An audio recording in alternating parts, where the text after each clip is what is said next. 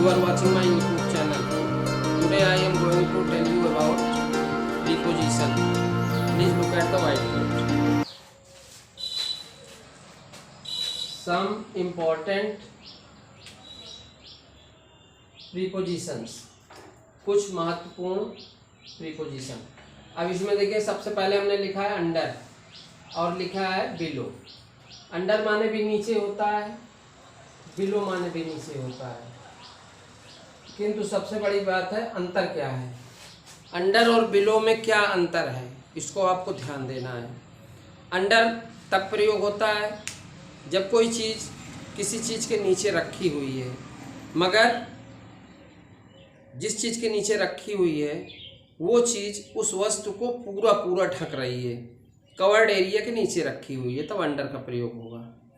Under का प्रयोग तब होगा जब कोई चीज़ किसी चीज़ के नीचे है मगर वो पूर्ण रूप से ढकी हुई है, तब अंडर का प्रयोग होगा।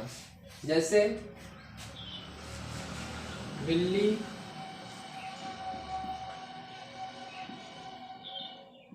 मेज के नीचे है। अब क्या हो जाएगा, बिल्ली मेज के नीचे है। The cat is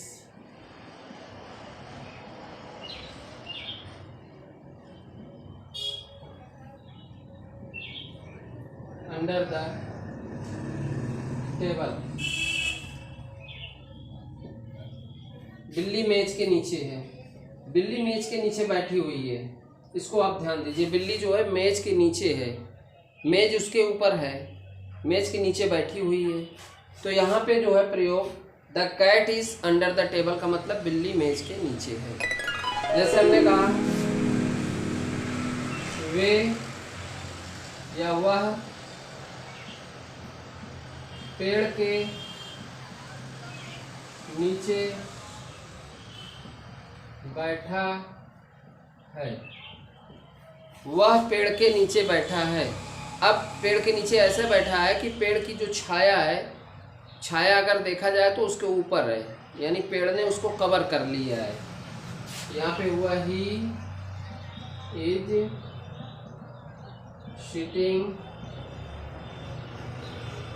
under the tree. Below का प्रयोग कब होता है, जब कोई चीज़ नीचे है मगर उसकी छाया ने उसको ढका नहीं है। टेबल के नीचे बिल्ली है मगर टेबल ने उसको ढका नहीं है, टेबल से बगल में बैठी हुई है, टेबल के पास में है, टेबल से उसकी स्थिति नीचे है। जैसे हमने कहा बिल्ली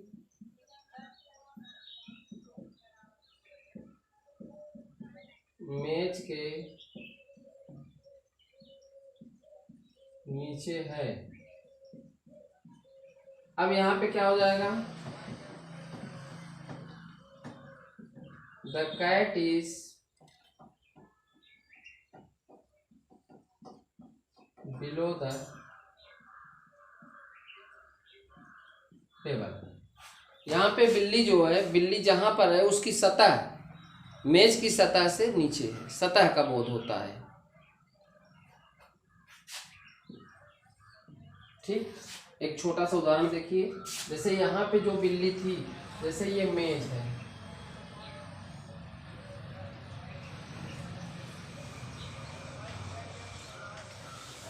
ये मेज थी, मेज के अंदर जो है बिल्ली बैठी हुई है। बिल्ली जो है मेज के नीचे थी, यहाँ पर बिल्ली मेज के नीचे थी, तो यहाँ पे नीचे के अर्थ में आ रहा है और यहाँ पेड़ के नीचे है, इस टाइप का सेंस आता है।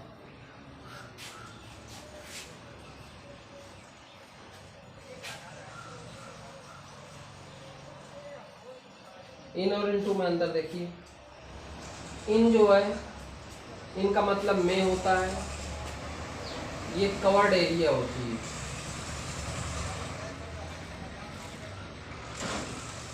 Covered area. और इनटू जो होता है मोशन को बताता है, मोशन एंड सरफेस चेंज।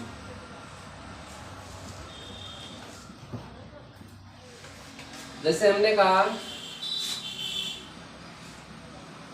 लड़के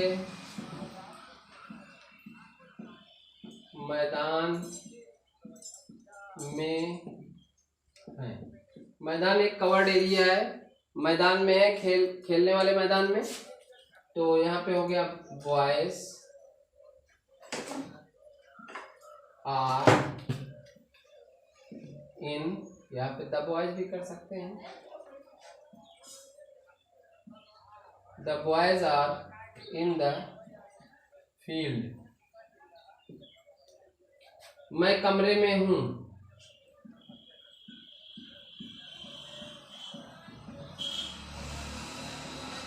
इसका मतलब मैं कमरे के अंदर हूं, कमरा है कोई, उसके अंदर मैं बैठा हुआ हूं। तो I am in the room. और इनटू में क्या होगा, गति होगी, इनटू में गति होती है। जैसे मैं कमरे में आ रहा हूं। अब कमरे में आने के लिए आपको एक्शन करना पड़ेगा, पहले थे नहीं बाद में आ रहे हैं, तो ऐसी स्थिति में हो जाएगा I am coming into the room. इसमें हुआ मोशन, मैं कमरे में हूं, चाहे बैठा हूं चाहे कुछ, कमरे में अंदर बैठा हुआ हूं, अंदर का बोध हो रहा है। ठीक, अंदर का जब बोध होगा तो वहां पे इन का प्रयोग होगा। जहां पर गति का बोध होगा, कोई चीज चलती हुई जा रही है, गति हो रही है, तब वहां पर इनटू का प्रयोग होगा।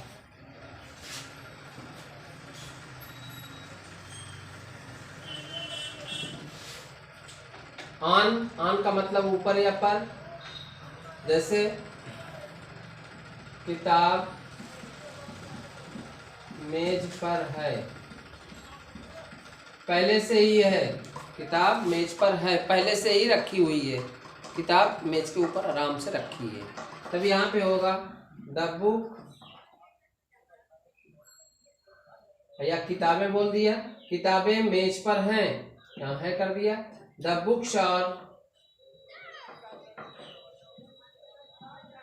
On the table, the books are on the table, किताबें मेज पर हैं। अब यहाँ पे ऑन टू का प्रयोग कब होगा, जैसे मेज पर मैं किताब रख रहा हूं, मेरे द्वारा किताब रखी जा रही मेज पे, मैंने उठाया किताब को, उसके ऊपर मेज पे रख दिया। मैंने किताब को मेज पर रखा। इसमें सरफेस चेंज हो रही है, पहले किताब किसी दूसरे सरफेस पे थी, किसी दूसरी जगह थी, उसको मैंने उठा के मेज पे रख दिया। जब सरफेस चेंज हो रहा है, सरफेस बदल रहा है, तब वहां पे किस चीज का प्रयोग होगा, ऑन टू का। तो क्या हो जाएगा, आई कीप का केप्ट, या आई पुट, पुट भी आप लिख सकते हैं, पुट पुट पुट तीनों फॉर्म वही होती है। आई पुट द बुक, अब बुक को हम रखेंगे तो सरफेस चेंज होगा, ऑन टू द टेबल। यहाँ पे ये हो रहा है कि किताब पहले से मेज पे नहीं थी, किसी ने उसको या मैंने उसको उठा के मेज पे रख दिया, और वहाँ पे है, यहाँ पे ऑलरेडी रखी हुई है, यहाँ पर पहले से रखी है, पहले से रखी है का बोध हो रहा है। और यहाँ पे मोशन के साथ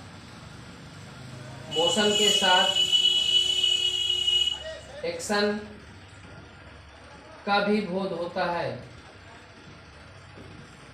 मोशन के साथ एक्शन का बोध होता है। पहले से रखी नहीं थी किताब, मैंने उसको रखा। तो यहाँ पर दोनों में अर्थ क्या है, यहाँ पे कवर्ड एरिया है, यहाँ पे ऑन में क्या था, कवर्ड एरिया नहीं है, कोई चीज़ किसी चीज़ के ऊपर है, सरफेस जो है टच होती है। इसमें ऑन में सरफेस टच होती है, सरफेस टच होती है, ऑन में सरफेस टच होती है। और ये जो है मोशन इसमें होता है, मोशन के साथ जो है कोई चीज़ रखी जाती है एक्शन के साथ। तो यहाँ पे अर्थ पहले से ही रखी हुई है, सरफेस टच है, सरफेस टच है। जैसे मार्कर को मैंने अपने हाथ पे रख दिया तो हम बोलेंगे marker is on the hand. Clear, हाथ के ऊपर है, क्लियर है। या पाम माने हथेली के ऊपर है, तो ऑन लगा यहाँ पे क्योंकि मार्कर ने हमारे पाम को छुआ, मार्कर ने हमारे पाम को छुआ। यहाँ पे सरफेस, दोनों का सरफेस टच है, सरफेस टच है। और जैसे अगर मार्कर को मैं ऐसे उठा के इस पर रख रहा हूँ तो रखने के लिए क्या हो जाएगा, मार्कर को ऐसे उठा के मैंने रखा मोशन के साथ, पहले दूसरी सरफेस पे था फिर इस पे आया, तो यहाँ पे क्या लगेगा, ऑन टू का प्रयोग होगा। किस चीज़ का प्रयोग होगा, ऑन टू का प्रयोग होगा। तो यहाँ पे ऑन का प्रयोग सरफेस टच होना चाहिए, पहले से कोई चीज़ रखी हुई है का बोध होता है।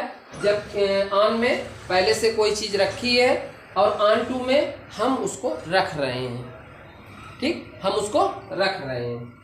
अब इसी तरीके देखिए ओवर, ओवर में मोशन होता है, मोशन के साथ कोई चीज जा रही है। जैसे ये कोई घर था, ये घर है, इसके ऊपर से चिड़िया उड़ती हुई जा रही है, इसके ऊपर से चिड़िया उड़ती हुई जा रही है। ये घर है मेरा, ऐसे घर था, घर के ऊपर से चिड़िया उड़ रही हैं, तो यहाँ पे चिड़िया उड़ती हुई जा रही, घर के टच नहीं कर रही, घर के ऊपर है मगर ये किस में है, मोशन में है, गति में है। चिड़िया उड़ रही है मगर गति में है। तो ऐसी स्थिति जब गतिशील कोई चीज होती है, घर के ऊपर से चिड़िया उड़ती हुई जा रही है, तो क्या हो जाएगा,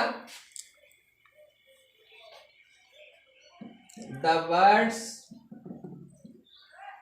are flying over the house.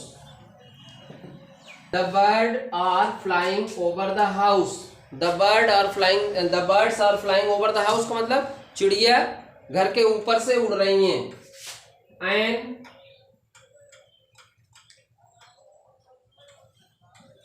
Aeroplane is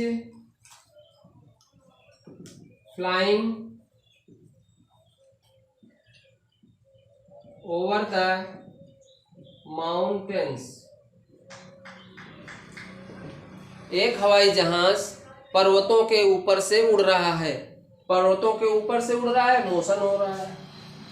above, above का मतलब ऊपर होता है, और कोई चीज एबव है वो लेवल में एबव है। जैसे कोई चीज का लेवल है, जैसे एक ये मकान है, एक ये मकान है, एक ये मकान है, तो लेवल किसका ऊंचा है, इस मकान का लेवल ऊंचा है। जिसकी ऊंचाई का लेवल ऊंचा है वहां पर लेवल का अर्थ होता है सतह का बोध करता है, सतह का बोध करेगा ऊपर में। जैसे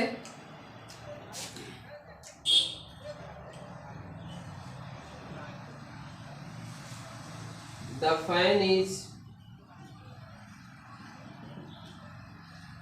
above माई हेड, मेरे सिर के ऊपर जो है पंखा है, एबव है। इसके बाद आओ बिटवीन में, बिटवीन का अर्थ होता है बीच में। यहाँ पे दो चीजों के बीच, टू थिंग्स, दो चीजों के बीच में कोई चीज रहेगी तो बिटवीन लगेगा, दो से अधिक के बीच में रहेगी तो एमंग का प्रयोग होगा। जैसे यहाँ पे देखिए,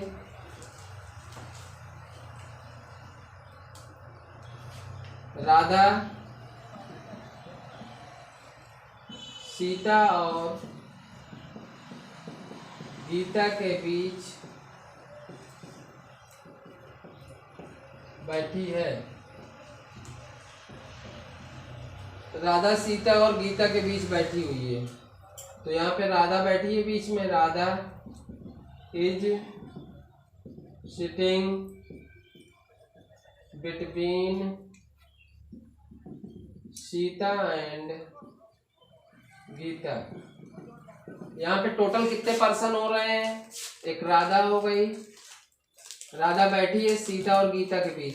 जैसे ये राधा है, ये बैठी है इनके बगल में, मान लीजिए इधर से सीता हो गई, इधर से गीता हो गई। तो टोटल कितने, 1 2 3, 2 लोगों के बीच में कोई चीज है तो वहां पे क्या लगा, between. Radha is sitting between Sita and Gita.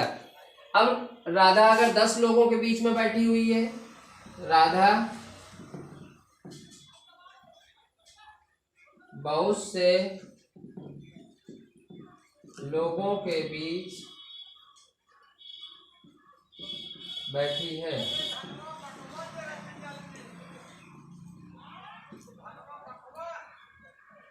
Radha is sitting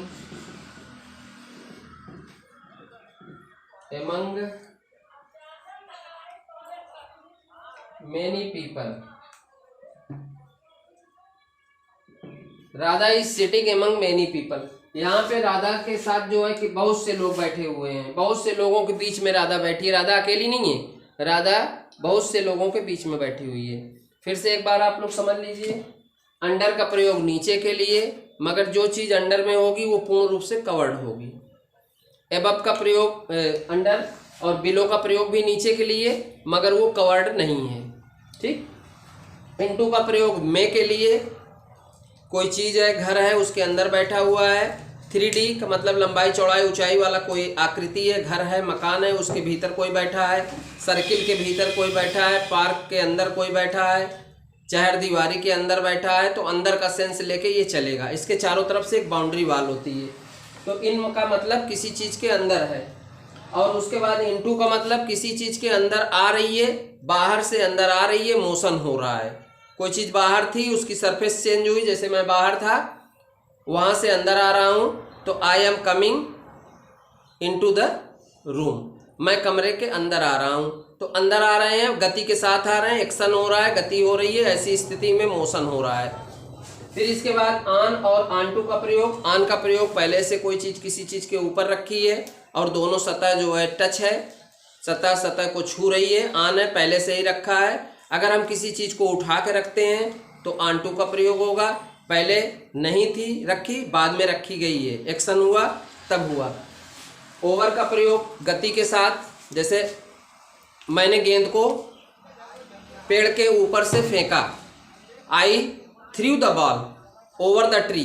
तो अगर हम गति के साथ किसी चीज को फेंक रहे हैं, गति हो रही है, डायरेक्शन यूं से यूं हो रहा है, तो आप समझ लीजिए ओवर कर रहे हैं। हम किसी चीज को ओवर करते हैं, फेंकते हैं, उसमें गति हो रहा है। जैसे क्रिकेट में ओवर होता है, गेंद फेंकी जाती है, ओवर करते हैं, तो वहां पे देखिए गेंद को फेंका जा रहा है, गति हो रही है। उसी तरीके आप याद कर लीजिए। इसके बाद आता है एबव। एबव का प्रयोग ऊपर के लिए होता है, किंतु सतह के लिए, कोई सतह किसी चीज से ऊपर है। ठीक। इसके बाद बिटवीन का प्रयोग, 2 लोग के बीच में कोई चीज है, अर्थात वहां पे पर्सन कितने हुए, 3, थिंग्स कितनी हुई, 3। 2 चीजों के बीच कोई चीज रखी है, कुल मिला के 3। जो बीच में है उसके इधर भी एक, इधर भी, दोनों तरफ कोई चीज है, बीच में कोई चीज रखी हुई है, तो वहां पे बिटवीन। बिटवीन में 3 थिंग्स होंगी, 2 चीजें होंगी जिसके बीच में कोई चीज है। और एमंग में बहुत सी चीजों के बीच कोई एक चीज रखी हुई है, तब वहां पे एमंग का प्रयोग करेंगे। इस तरह से आप वीडियो को पूरा देखिए, समझिए और लाइक करिए, सब्सक्राइब करिए। जय हिंद, जय भारत।